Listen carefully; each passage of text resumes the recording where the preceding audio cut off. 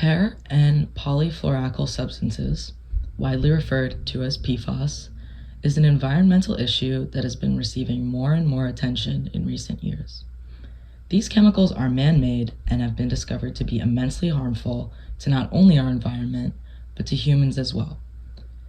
They have been used regularly in many common products for the last 8 decades because of their unique and desirable properties.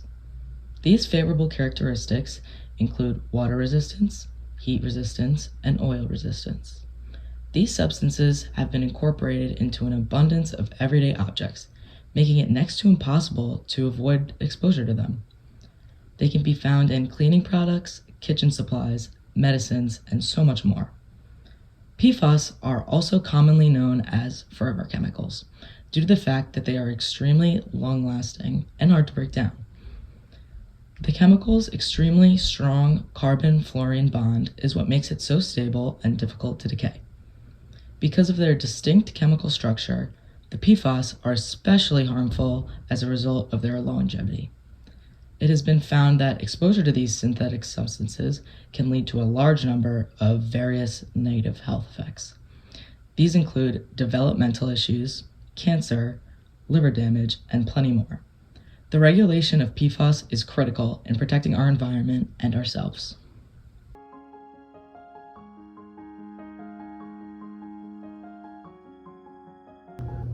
The chemical PFAS is a group of synthetic fluoridated chemical compounds, and they are of industrial origin.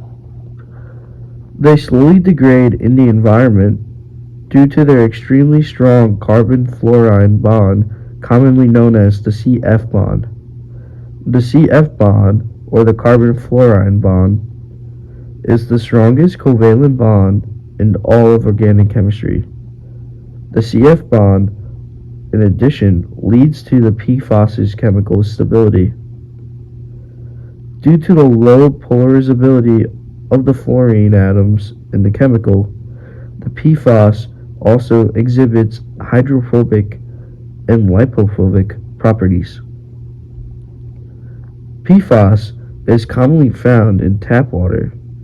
The reason PFAS is commonly found in tap water is due to its use in waterproofing treatments. PFAS is not only harmful for the human body, but also harmful for the environment. There is a significant amount of PFAS found in the environment. Due to this, there has been regulation put in place to try and stop the amount of PFAS from increasing.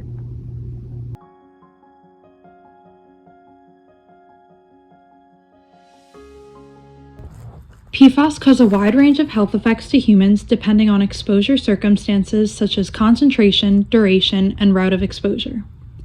Some of the human health effects of PFAS include thyroid disease, increased cholesterol levels, liver damage, kidney cancer, and testicular cancer.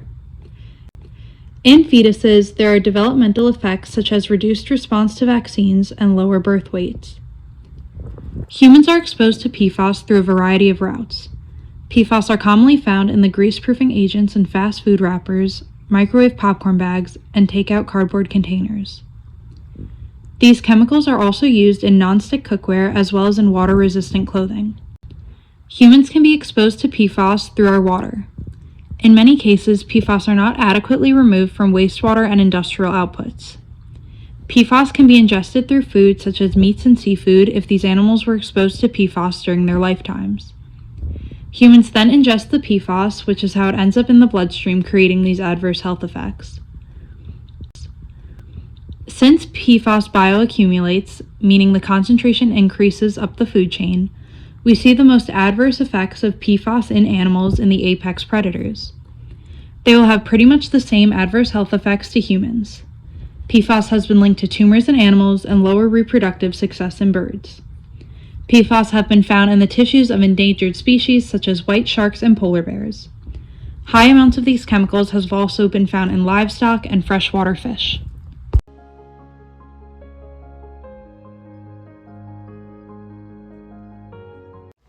Due to the severity of this problem, it is important we take action towards creating a solution.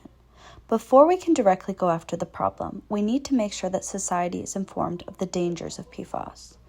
This causes more awareness around it and could create a more intense push for change. If people are more aware about the harm of PFAS in their environment, then we can implement laws and regulations to minimize the effects of PFAS.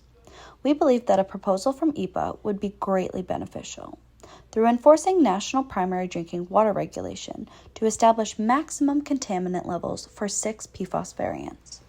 There needs to be better communication about what the public is being exposed to in terms of PFAS. Overall, if we have better open communication, there will be a bigger drive for change, and hopefully in the end, PFAS will be able to be removed from the many day-to-day things that we use.